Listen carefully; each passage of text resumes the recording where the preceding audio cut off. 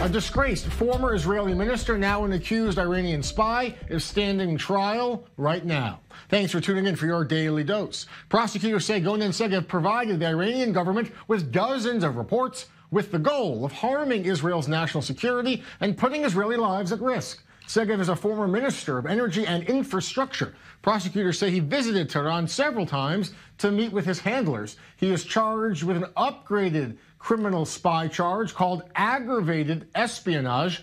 Joining me live now is Daniel Tsemach, our defense correspondent outside of the courthouse. Daniel, is this trial even open at this point to the press? Will we learn details really about how serious, how damaging the espionage would have been?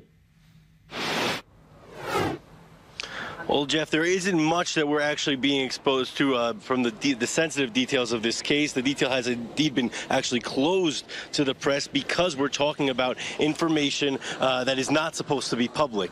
And for that reason, even the indictment that was actually filed on Wednesday, a very long indictment, has many details that were redacted because, again, it's much of the information, much of the details are classified. What we do know that we're able to publicize from the prosecution is that Gonen Segev, there are some 50 clauses of espionage against Tehran. As you mentioned, at least 2 visits to Tehran specifically, as well as sensitive information that he handed over to Iranian officials having to do with the location of government institutions and the location of military bases, as well as identity and names of security officials. Now, some have actually speculated that the sort of information that he could have handed over can't be that damning to Israeli security. And as a consequence, certain claims such as the death penalty because of high treason might not be that valid because, again, as those critics say, Gonen Segev couldn't have had such sensitive information, seeing as he was a minister of energy some 20 years ago and ended his tenure in 1995.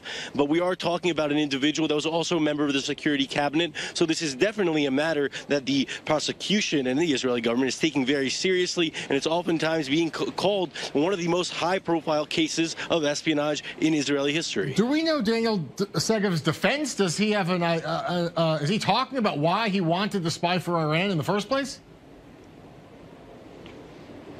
Well, Jeff, according to Gonen Segev and his defense team, Gonen Segev was actually trying to get information from the Iranians, namely trying to serve as some sort of double agent. The issue here, one, is that he wasn't serving as a double agent, from what we understand, with any sort of agreement or knowledge by the Israeli government. That said, the Israeli government was supposed to be tracking Gonen Segev, so there's also been criticism there that they should have been aware of his moves and his actions, but he claims that he was trying to serve, again, as a double agent, getting sensitive information about Iran and giving that information to Israel, maybe to benefit his reputation and come back to Israel as a hero. But even with all that statement, it doesn't seem like the prosecution is convinced in the least. As I said, 50 clauses of espionage being charged against him, and he will remain actually in custody until the culmination of this trial, and the next hearing is actually scheduled in September. So we have 2 months until we hear a little bit more about what's going on. Again, most of this information is indeed under gag order.